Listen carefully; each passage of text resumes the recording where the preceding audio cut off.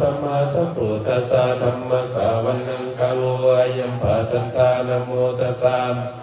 ตัวอะระหะโตสัมมาสัมพุทธัสสะธัมมัสสะวันนังกะโลอายัมปะทันตานะโมตัสสะอะระหะโตสัมมาสัมพุทธัสสะ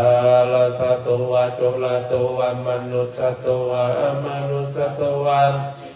พุทธะกะโตวะปิสัจจะโตวะกันโนกะโตวะกันดากะโตวะนังคกะโตวะชนะปัทโลกะโตวะอัจฉตัมมะโตวะสัพพุริสโตวะจันดาหัตถิยสมิกะโกนะกุกุลาหิวิสิกาลามิสัมปติปิยสัตตะละสัมสัญญกาลตัสสะติหินันนาปัญญาโตวานันนาโลกาโตวานันนาอุปกรรมโตวาอาลักังปานิธานาโตปัตตยะตถาคตัสสะตัสสะปารานิโยตัสสะอุปปารานิโยตัสสะตาปารานิโยปัญจมหาปริจจเกติโสจาริยาปัจฉิมภาเวคัพขาวะกันติสติงนัปปทานาจาริยังโพธิปัลลังเกมาราวิสยสัพพัญญูตายานัปปติเวทังนวารมธัมเมติสัพเพติเมพุทธาคุณีอาวาเสตาวาเวสาลิยติสุปะการันตาเลมตังกาลุตัวญะสัมมาอายัตถะเทโลวิญญาการุญญาเกตังอุปตาปิตาวาโคติสัตตาสาเสมเปสุเทวตายะสนัปปฏิคันนันติยัญจาเวสาลิยาปุเรโลกามนุสัตตุปิกามปิตัมปยังกิปปัมดาราสาเตสีภาริตังกัมปันนัมมาเหปะหุงเทวามนุนกาลานิยตินตโยอังกังกัมมันนาโสตนังปุหิมังคาลมุตตมังอาเสวนาปัณิตานันจาเสวนามุสัจจามุสานิยันนังเอตัมมังคารมุตตมัง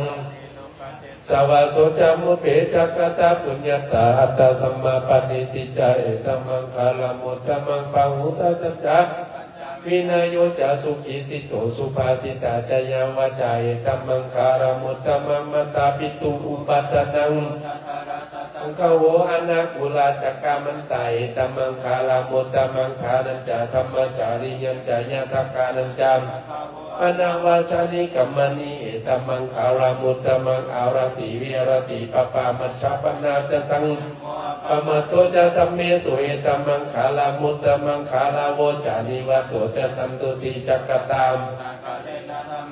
อนังเอตัมมังคารมุตตมังขันติจะโสวัจจะสัตตะสัมปันนานัจจะตัสสนังกาเวนะธัมมัสสะกัจจาม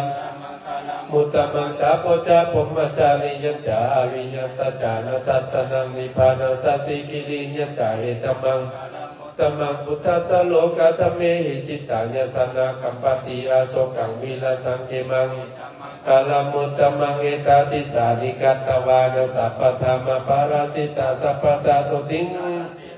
สมังคารมุตตมัมติยปัมมโนพุทโธปัมมโนธัมโมปัมมโนสังโฆ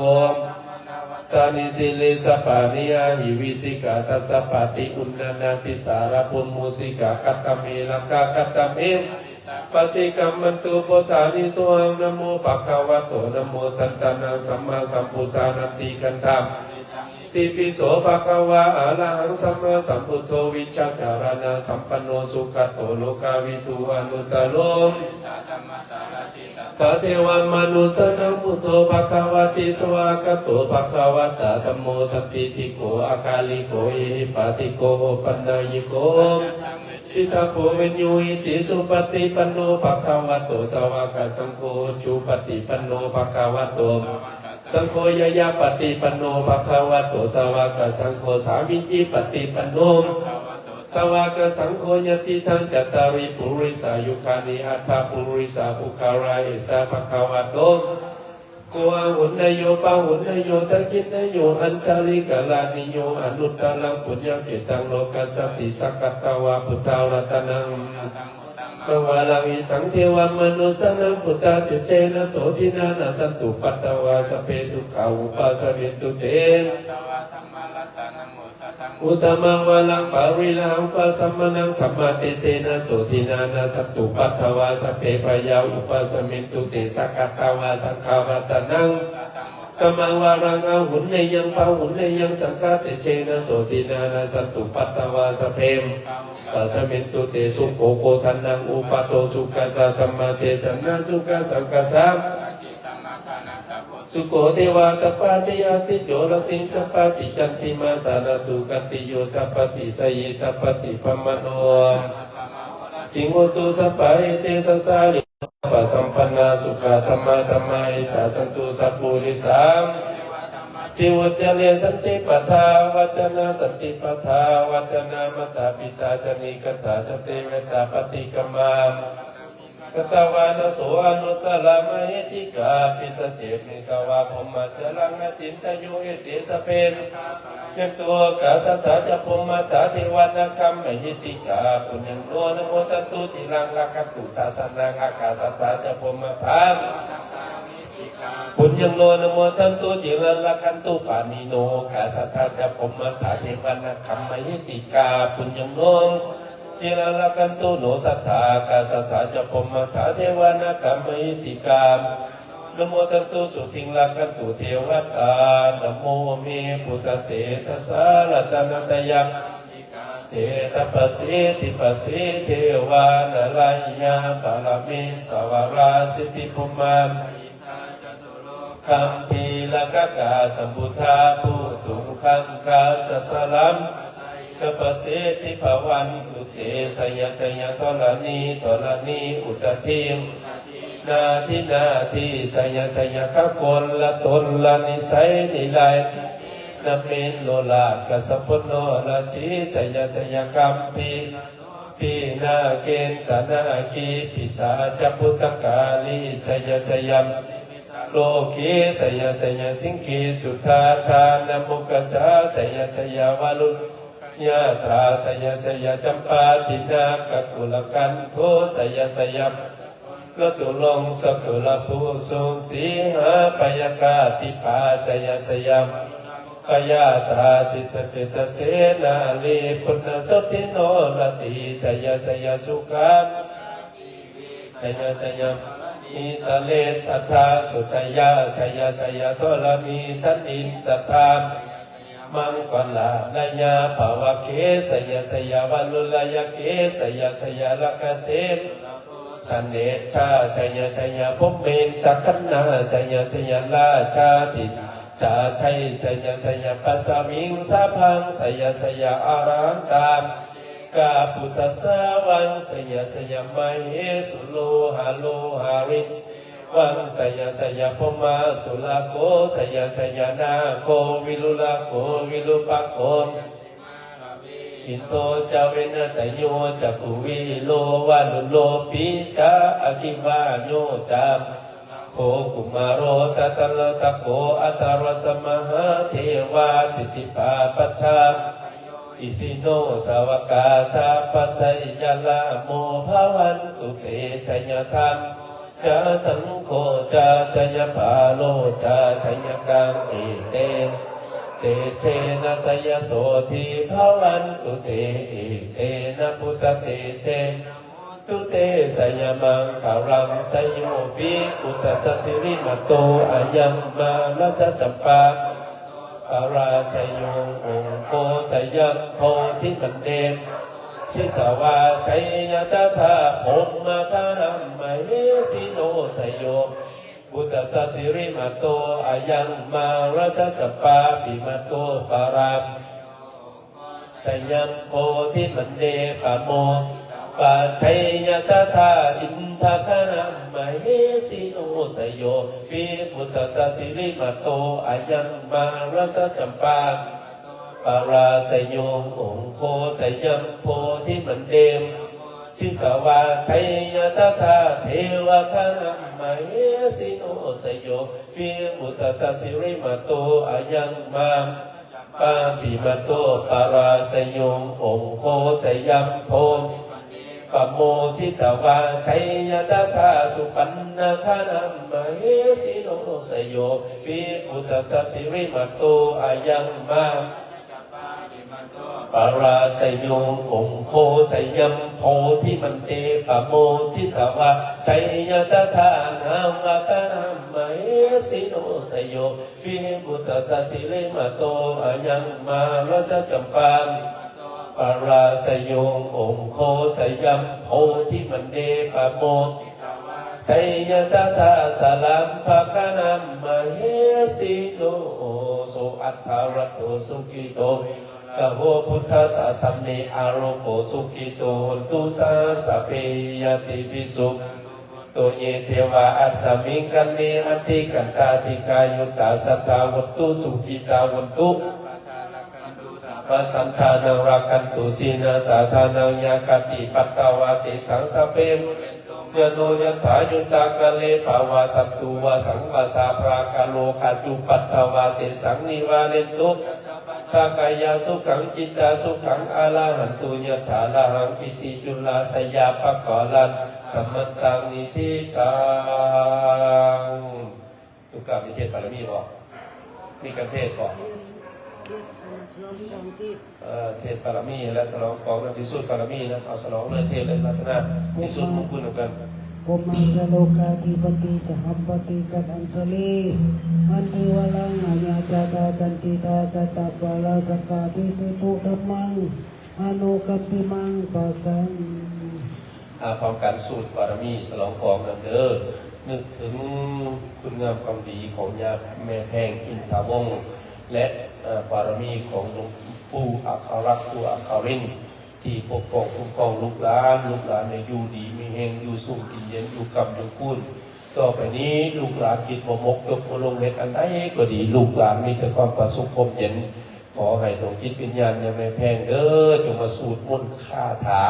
นำลูกนำหลานในบวชอุทิศส่วนกุศลให้เจ้าและขอให้เจ้าโน้มเอาเข้าทัทลายสูตรบารมีพร้อมกันเด้อสลับกองพร้อมกันทานาปารามีสัมปันโน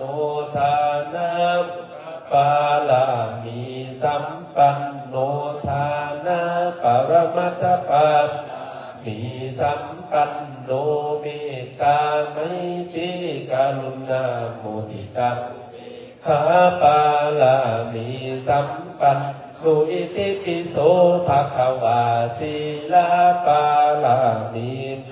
ปันโนศีลาอุปปาลามีปันโนศีลาปรมัตถปาลามีเมตตาไมตรีกรุณามุทิตาอุเบกขาลามีสัมปันโนอิติปิโสภะคะวะเนคัมมะปาลามีสัมปันโนเนคัมมะลามีสัมปันโนเนคัมมะปรมัตถปามีสัมปันโนเมตตาไมตรี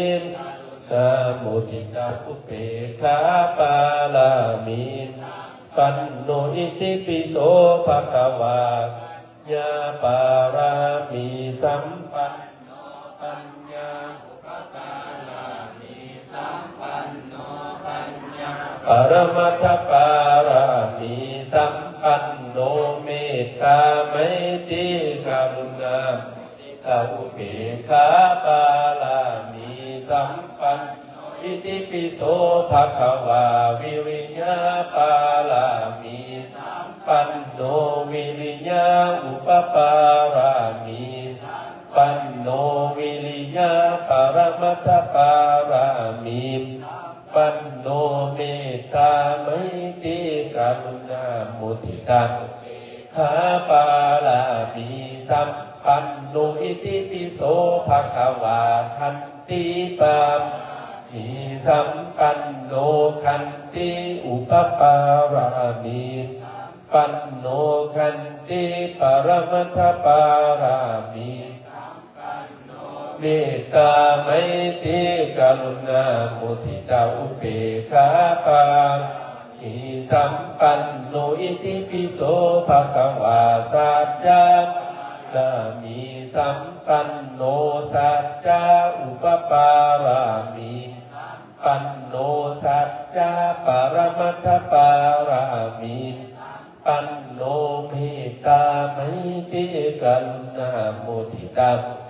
ขาปาลามีสัมปันโนอิติปิโสภะคะวะอธิฐานะปารามีปันโนอธิฐานะอุปปารามีอธิฐานะปรมัตถปารามีสัมปันโนเมตตาติกรุณาโมทิตาอุเบกขาปาลามีปันโนอิติปิโสภะคะวะเมตตาปาราสัมปันโนเมตตาอุปปารามีปันโนเมตตาปรมัตถปารามีปันโนเมตตาไมตรีกรุณาโมทิตาอุเบกขามีสัมปันโนอิติปิโสภะคะวะอุเบกขาปารามีสัมปันโนอุเบกขาอุปปารามีปันโนอุเบกขาปรมัตถปารามีปันโนเมตตาไมตรีกรุณาโมทิตาอุเบกขาปารามีสัมปันโนอิติปิโสภะคะวะพุทธังสารนังกัจฉามิธัมมังสารนังกัจฉามิสังฆังสารนังกัจฉามินามามิหังให้ทุกคนอธิษฐานจิตเอานึกถึงดวงจิตวิญญาณนึกถึงรูปร่างลักษณะใบหน้าอย่างในกำแพงที่เคยวางจาปราศัยเคยกระทำเคยบอกสอนเฮาอธิษฐานจิตเอาจัก3 นาทีเด้อให้ประนมมืออธิษฐานจิตเอาปล่อยเพิ่นเอาผู้รักษาลูกหลานไว้ละไว้วางผู้อัคระปุคลินลูกหลานผู้สาทุกคำเศร้าไปเฮาให้โชคใส่กับไปคุณ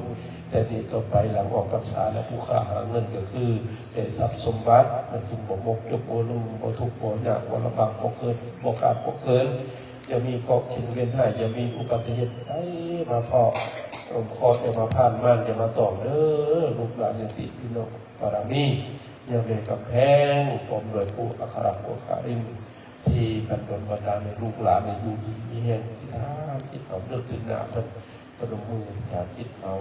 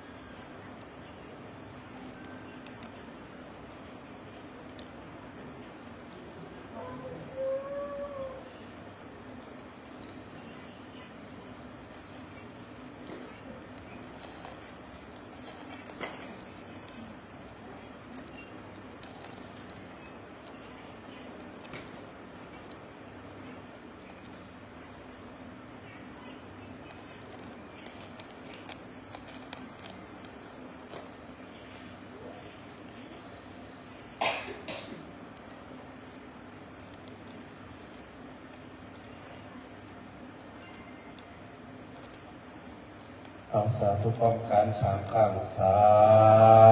ธุสาธุสาธุอนุโมทามิขอฝ่ายออกเลยบอกก็ฝ่ายก็ได้จับประตู9 10 ถวายของเอาคู่เพิ่นไปยืนกองได้บัดนี้ประตูสีเอาคู่เพิ่นไปตั้งยืนกองเพิ่นตั้งนะนั่นแหละ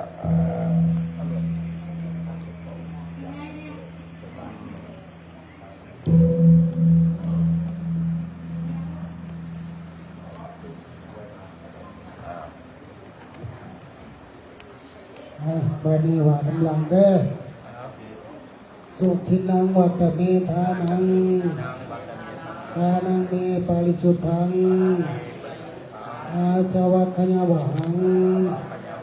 นิพพานังปรมังสุขังนิพพานาปัจจุโนโหตุทุติยัมปีตาติยัมปี อิมานิมะยังพันเตอัตถาปริคา ย่อขันย่อขัน โจลัง ต่างปัจจัยแด กัลละกัปปะลุกขานิปัจจยตนานิสัปปะริวาลานิ ย่อ ภิก ย่อ ขุสังกัสสะ โอโนเตยา ย่อ มา มันกัน สาธุโนพันเตภิกขุสังโฆอิมานิมะยังพันเตอัตถาปริคาละโจลังกัลละกัปปะลุกขานิปัจจยตนานิ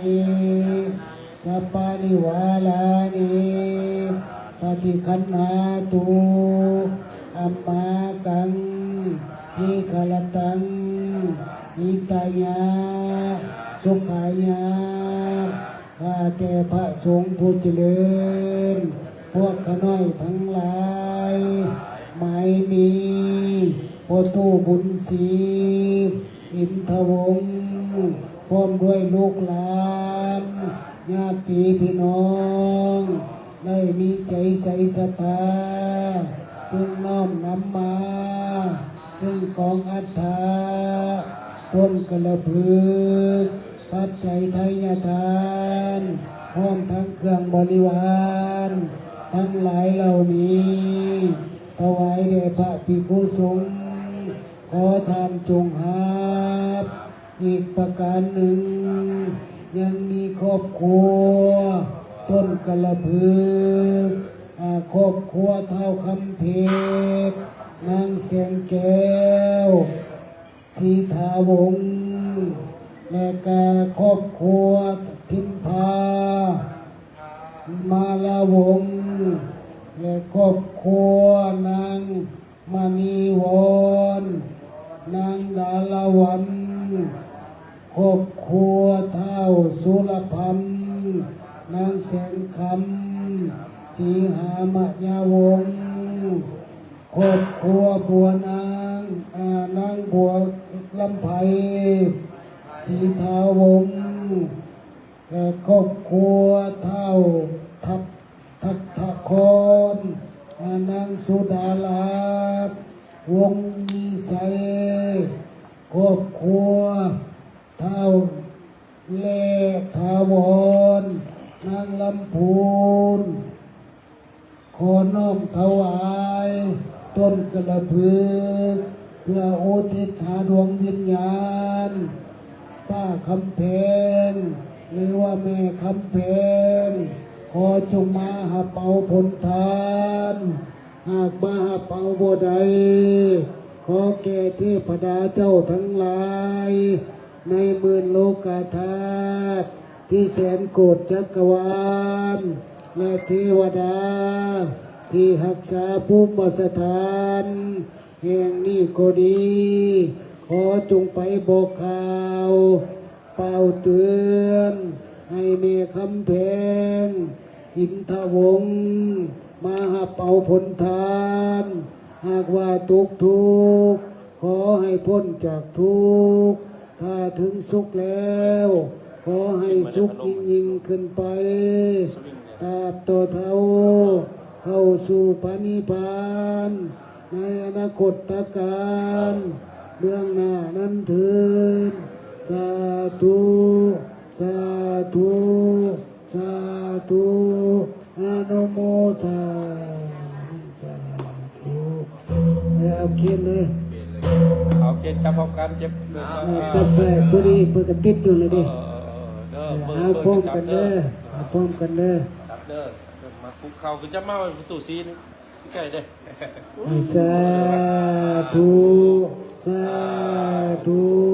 สาธุอนุโมทนาเตรียมน้ำยาเด้อบนเด้อกายยีนวาจายาวาเจ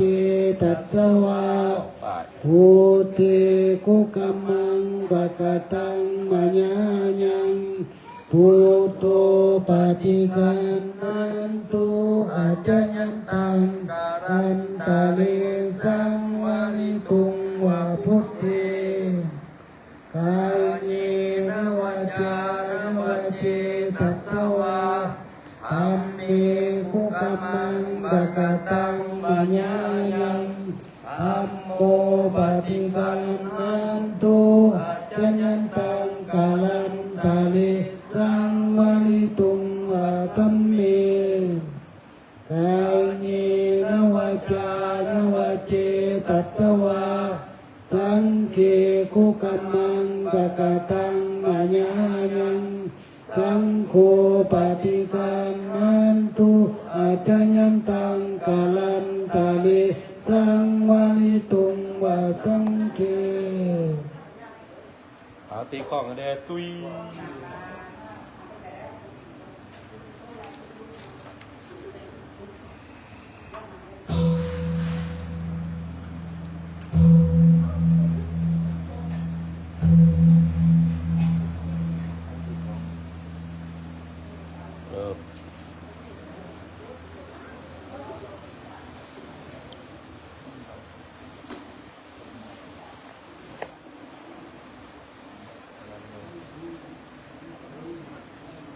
แต่ละบ่อาตมาในนามคณะสงฆ์ขอโมทนาส่วนกุศลทั้งหลายที่เราได้นึกถึงคุณงามความดีของดวงจิตวิญญาณในแม่คำแพงอิทธวงศ์โดยเฉพาะเมื่อซื่อถึงในแม่คำแพงอิทธวงศ์นั้นเราจะนึกถึงเพิ่น3ภารกิจใหญ่ๆ1คือภารกิจสักส่วนลูกหลานให้สร้างแต่คุณงามความดีหรือเฮ็ดบุญบอกว่ามีบุญยามใดก็ดีเพิ่นจะนึกถึงลูกหลานสักส่วนลูกหลานปวดลูกหลานนั้นไปเฮ็ดบุญร่วมกันอันนี้ในแม่คำแพงที่คุณพิเศษของเพิ่น2ถ้านึกถึงแม่คำแพงหรือนึกถึงความเมตตาสงสารของเพิ่นโดยเฉพาะในแม่คำแพงนั้นว่าเวลาลูกหลานตกทุกข์ได้ยากพอดีเนาะบ่มีคำใดเพิ่นจะปฏิเสธเนาะเพิ่นจะเพิ่นจะสู้ได้เพิ่นจะเฮ็ดให้อันนี้ลูกหลานที่ได้พบอุบัติเหตุก็ดีหรือว่าได้พบเคราะห์เข็ญเวียนหายก็ดีเพิ่นจะนึกเพิ่นจะช่วยตั้งใจช่วย3เนาะเมื่อถึงหรือว่าเมื่อนึกถึงเห็นดวงจิตวิญญาณการกระทำของเพิ่นลูกหลานแล้วเขาจะนึกถึงเพิ่นนำพาลูกหลานนั้นให้เฮ็ดความดีหรือบูชาผู้อัครปุคลินเพิ่นจะบอกว่าลูกหลานไปให้ระมัดระวังนี่จะเห็นคำเตือนของเพิ่น3อย่างนี้เพราะฉะนั้นมาในวันนี้เขาไปเห็นเพิ่นแล้วลูกหลานเป็นพี่น้องเห็นแต่ชื่อเสียงเห็นแต่คู่พางของเพิ่นแต่สำคัญที่สุดผู้ที่อยู่ปัจจุบันนี้วันนี้พระอาจารย์บอกว่าผู้ที่อยู่ปัจจุบันนี้หลักการ4อย่างของคุณโยมท่านทั้งหลายที่เฮาจะได้พันขยายหรือว่าจะ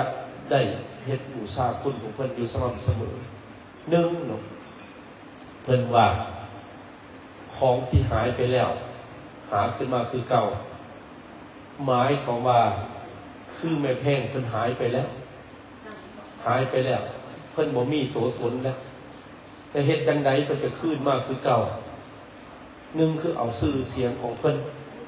มาเอาเก่าร่วมกับสามัคคีได้บ่แม่นว่าบ่หมดเพิ่นไปหมดแล้วเฮาจะแตกขยายไปหรือบ่เอากลับคืนมาเลยอันนี้เฮาบ่แม่นลูกศิษย์ลูกหาของเพิ่นถ้าแม่นลูกหลานของเพิ่นเด้ลูกเพิ่งเทนของเพิ่นเด้เพิ่นหายไปแล้วเอากลับคืนมาคือเก่าหมายถึงว่าต้องร่วมกับสามัคคีเพิ่นเคยเฮ็ดไปโอ้คือออกพรรษาบ่ไหลเฮือไฟบ่เคยเข้าพรรษาบ่เต้าร่วมกับสามัคคีอย่าปะอย่าทิ่มกันเฮาโดยเฉพาะผู้นำหน้าพาทางคืออย่างพ่ออย่างศรีบุญศรีนะวงนี่แหละสำคัญที่สุดสำคัญจะไหนต้องเป็นคนมีเมตตาเด้มีเมตตานำผ้ารู้จักกิริสนะหรือผู้ที่2เนี่ยคือนี่แหละท่านคำเพชรพอว่อนี่เฮานี่แหละหรือผู้สังแก้วก็ดีแม่นี่แหละทั้งหน้าอาจารย์นี่แหละลูกหลานเฒ่าเปิดเฒ่าหยังนี่ทั้งหมดเองทุกประเทศเลยอันนี้มันเป็นที่เฮาโบเห็นเพิ่นแล้วพิษเถียงกันบ่ได้เด้โดยเฉพาะผู้เป็นหัวหน้าให้มีคุณธรรมสูง ผู้ความสูง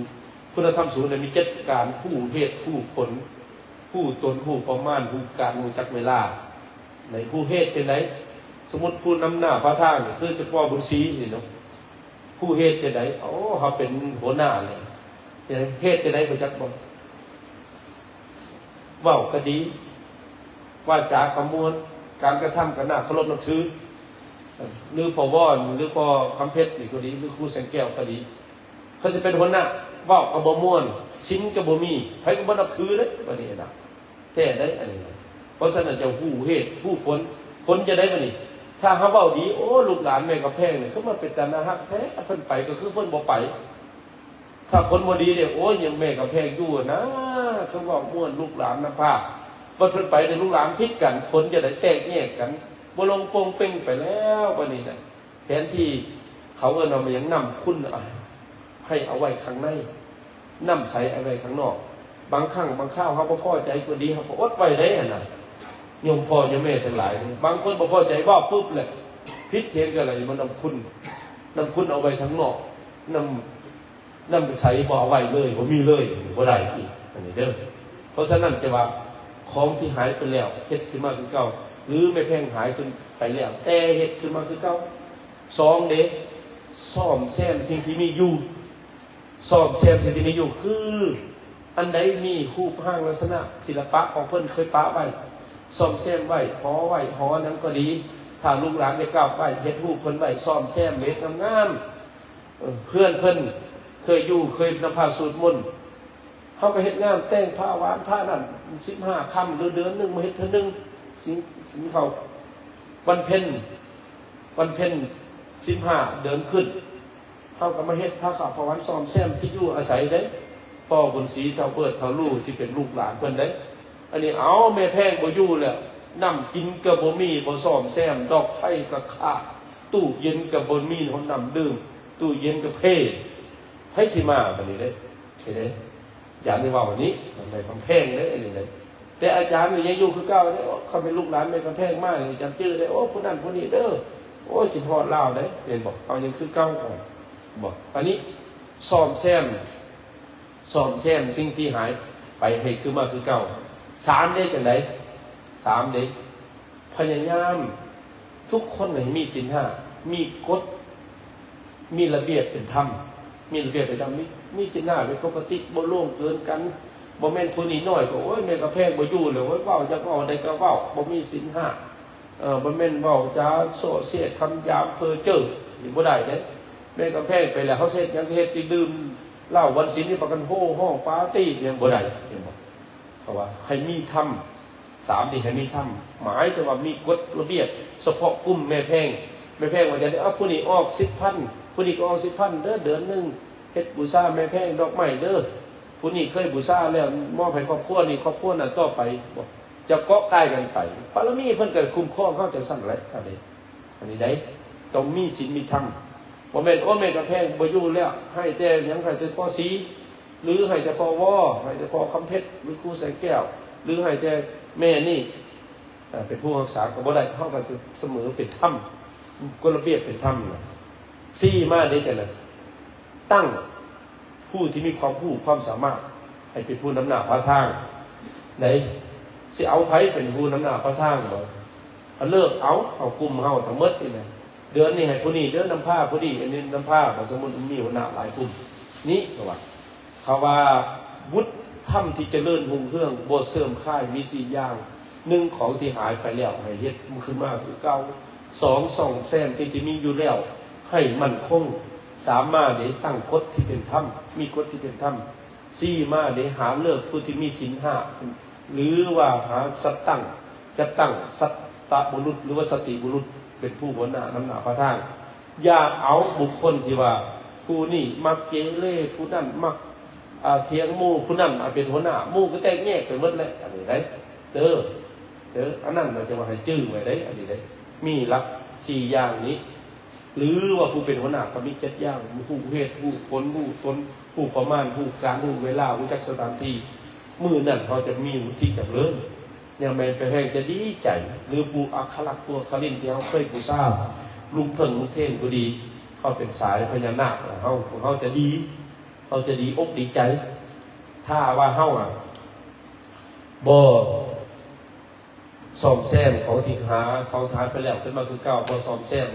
หรือบ่มีธรรมหรือบ่มีสติบุรุษบ่มีศีลห้าเขาจะแตกสลายไปเลยนี่ก็ขอว่าคนนี้เด้อเอาตัวโยมเท่านั้นในมื้อนี้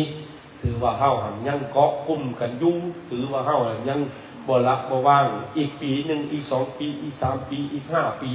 ขอให้เฮามันคงคือเก่าและสำคัญที่สุดน่ะแม่แพงบ่ได้ไปอยู่ไสเด้แม่แพงยืนมาเฮานี่เด้อยากวังปรารถนาลูกหลานนี่น่ะให้มีศีล5ปกติวันศีลให้ละวันพระให้ว่างหรือวันศีลให้บูชาเจ้าทุกคำเช้าโยใส่เก่าเท่าใส่หัวอธิษฐานจิตเตือนตัวเองชีวิตตัวเองอายุเฮาก็มันขวัญยืนถ้าวันศีลวันพระวันศีลก็บ่ละวันพระก็บ่ว่างพากันดื่มน้ำเมาพากันเฮฮาปาร์ตี้ก็บ่ได้อันนี้เด้อโยมพ่อโยมแม่ทั้งหลายเด้ออย่าพ่อบุญศรีเด้อให้ชื่อไว้ได้อย่าพ่อบุญศรีได้อย่าพ่อบุญศรีก็ต่อไปนี่ก็ต้องเข้มข้นเข้มข้นเด้บ่แม่นสิไปทับดินบล็อกอันทับมือเลยสิไปห้ายลูกหลานบ่ได้เด้เจ้าเด้ห้ายเพิ่นเลยขายอันย่อดินบล็อกเมื่อยเพิ่นมาห้ายลูกหลานก็บ่ได้เด้น่ะดินบล็อกก็ไปให้ดินบล็อกเลยจมบล็อกคนน่ะจนบล็อกแตกก็เรื่องของเจ้าและอันนั้นน่ะมาลูกหลานก็สบายดีลูกหลานได้หรือว่าพอบุญศรียกดินบล็อกเมื่อยเลยพักกันดื่มน้ำอันซัดเมาเสร็จมาเว้าสิลูกหลานก็บ่ได้เด้หั่นเด้บ่ถืออยู่ได้หั่นเด้ต้องว่าสิดินบล็อกพุ่นแหละจะมันจะดื่มดินบล็อกเด้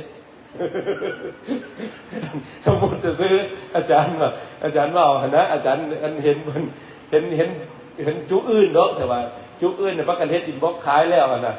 เห็นดินบล็อกแล้วพักกันฉลองนี่ฉลองมาโวยวายลูกหลานอีกนะอันนี้เห็นกลุ่มดินบล็อกผู้อื่นพุ่นเนาะบ่เป็นกลุ่มดินบล็อกของยาแม่แพงนาคาดอกนะอันนี้เลยเว้าเด้ออันนี้เด้ออันนี้ฉันเว้าสมมุติเห็นอื่นพุ่นนะอันนี้พ่อบุญศรีกันสมมุติจะฆ่ายกดินบล็อกทับมือตัวเองก็ให้ดินบล็อกไปแล้วก็ดินบล็อกทับมือเด้สิมาจมให้ลูกหลานก็บ่ได้นะอันนี้ครับให้ขึ้นไม่แพงมากโอ้สบายดีลูกหลานโอ้ลูกมาแล้วบ่หลานมาเลยบ่พี่น้องมาแล้วบ่ใส่ได้ผู้ใดเคยไปแพงชื่อไว้ผู้นี้บ่โอ้ยสบายดีหลานสบายดีลูกแม่แพงบ่อยู่ได้พ่อก็สีมาเฮือนเด้อเปิดห้องจะมาบูชาก็มาเด้ออย่างนี้เห็นบ่ถ้าได้เป็นยังพ่อบุญศรีมือเจ้าโอ้ดินบล็อกทับมือพ่อก็ให้ดินบล็อกตัวเล็กเนี่ยโอ้พ่อบุญศรีคืออดทนเก่งแต่โอ้ยพ่อนี่ตัวเล็กคำอยู่ดินบล็อกพ่อก็ให้ดินบล็อกมานี่พ่อก็คือเปลี่ยนไหมพ่อก็เข้าศีลกระทำอย่างนี้เลยบ่แม่นเครียดให้ดินบล็อกแล้วยกดินบล็อกเมื่อยแล้วมาให้ลูกหลานนี่นะกลุ่มดินบล็อกผู้อื่นบ่ดอกอันนี้ยกตัวอย่างนี่เพราะเป็นอุทาหรณ์นี่บ่แม่นซื่อนะเด้อดังนั้นอาตมาหรือนำคณะสงฆ์ก็ขอโมทนาส่วนกุศลเหล่านี้ขอให้เป็นท่านแก่ตันทิพย์ดวงจิตวิญญาณยาแม่กำแพงอยู่แห่งบทใดก็ดีขอให้ยาแม่กำแพงลบมือเอาเด้อลูกหลานญาติพี่น้องบ่ได้ละบ่ได้วางลูกหลานยังคิดฮอดคิดถึงตั้งของบุญคุณธาโดยเฉพาะผู้เป็นลูกสื่อว่าเฒ่าเบิดเองได้บวชตั้งของบุญพร้อมโดยสายบุญทั้งหมดที่ประตูศิลวัฒน์ได้ซื้อไปแล้วนั้นมามีครอบครัวประตูบุญศรีอินทวงศ์พร้อมโดยลูกหลานถวายของต้นและอัฐต้นเงินตัวครอบครัวทานคำเพชรแม่แสงแก้วศรีถาวงศ์ถวายต้นเงินและอุทิศส่วนบุญกุศลครอบครัวแม่พิมพามาลาวงศ์ถวายต้นเงินอุทิศหาดวงจิตวิญญาณครอบครัวนางมณีวอนนางดาราวันถวายต้นเงินครอบครัวเท่าสุรพันธ์นางแสงค่ำสีหามะยาวงศ์อุทิศตนเงินถวายตนเงินให้แก่ยังไม่กำแพงเด้อครอบครัวนางลำไพศรีถาวงศ์ถวายตนเงินให้ดวงจิตวิญญาณแม่กำแพงเฒ่าทัศคานเฒ่าทัศคอนเนาะทัศคอนนางสุดารัตน์วงมีไซอุทิศหาดวงถวายตนเงินอุทิศหาดวงจิตวิญญาณยังไม่กำแพงเด้อและครอบครัวเฒ่าแร่ถาวรนางลำพูนถวายตนเงินเด้อตลอดทอดลูกหลานที่บ่ได้ซื้อมากไปถือบ่ซื้อก็นึกถึงเอาเด้อไปตรงจิตวิญญาณท่านทั้งหลายแม่กำแพงก็ได้ผู้ขลักพอดีจงครับผู้รับทราบนับแต่นี้ต่อไปลูกหลานบ่ได้ละบ่ได้ว่างบูชาเจ้าทุกคำเช้าอยู่สม่ำเสมอขอให้ตรงจิตวิญญาณแม่กำแพงอยู่แห่งหัวใดก็ดีในมื้อนี้ลูกหลานพร้อมหน้าพร้อมตาพร้อมเพลงแห่งหน้าได้ถวายจตุปัจจัยต่างของอัฐของบุญของต้นกาลพฤกษ์ที่วัดไม่ทรงค่ำในสถานที่นี้ขอให้เจ้ามโนดมึงเอาเด้อบุญกุศลทั้งหลายที่เฮาบำเพ็ญบุญกุศลจงยศสะท้อนมาเป็นพรทิพย์10ประการในลูกหลาน อยู่ดีมีแห้งกินบ่มกจบบ่ลงคำคุณลูกหลานมีเงินมีคำใส่ผู้อึดบ่อยากทุกมื้อทุกยามบ่ทุกข์บ่ยากบ่ลำบากบ่ขาดบ่เกินให้หมดความเย็นสุขกายสบายใจมันยืนทุกทานทุกคนโดยเถิดพี่กองนะแด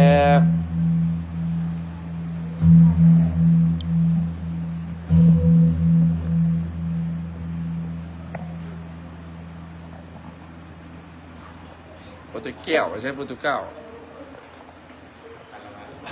คารวะเหรอวะไปแล้วโปรตุเกสไปห้องน้ำเนี่ยก่อนเด้อ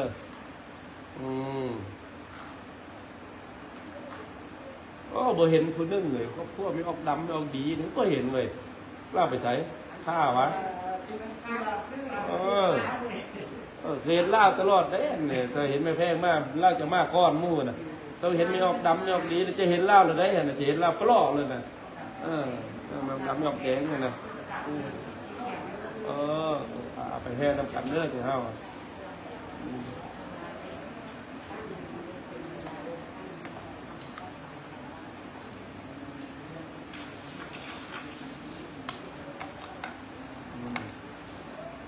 เฮาก็จะลืมกุ้มเฮากับบ่มาหลายเนาะมันอยู่ภายกติธุระเนาะเอาผู้ใดเราเคยช่วยเคยหยังเคยสู้เคยหยังนั่นแหละเอามาเด้อหลานเฮาแล้วทีมจะปะมานำกันนะเตือนกันแต่เฮาไปบ่สร้างย่างบ่งามก็เตือนกันคุณตาเฮ็ดบ่ดีก็เว้ากันแน่เนาะอันไหนเพิ่นนำพาละเด้ลูกหลานไปบ่สร้างย่างบ่งามก็ขอให้เฮาเตือนกันมันจังได้ดีเด้อแต่เฮากันน่ะ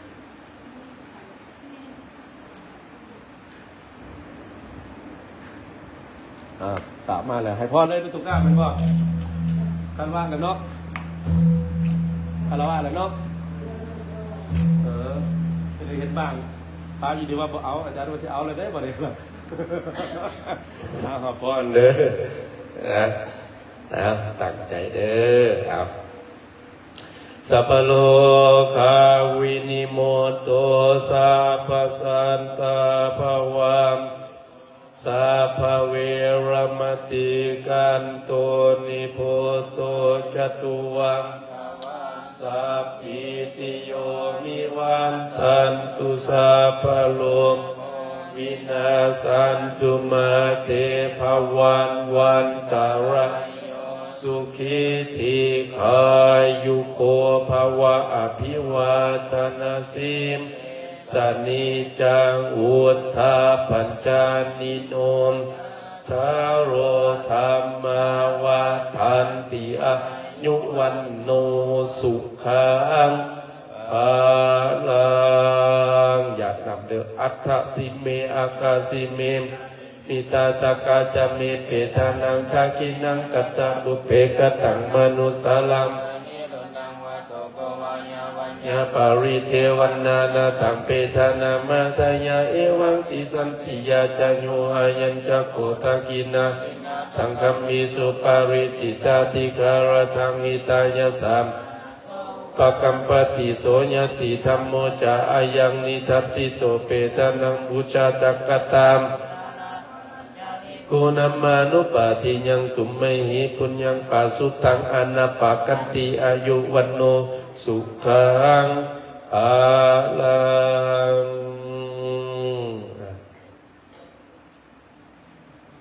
อาสินมนเด้อบ่บาไปเด้อสยันโตโพธิยามุเรสักยานันนันทิวัตโนเอวังตาวังโออิสยสุสยมังคะเลอปาราสิตาปัลลังเกสิเสปัตวิบุคาเลมสัพพพุทธานังอังคาปตุปโมทันติสุนาคัตตังสุมังคาลังสุปปะสัมตังสุขโนสุมาวุโตจะโสนิตังปุมมาจาริสุปัฏฐากินังกายกัมมังปัฏฐากินังปัฏฐากินังมโนกัมมังปานิติเตปัฏฐากินาปัฏฐากินังนาราพันตะเถปาทาคิเน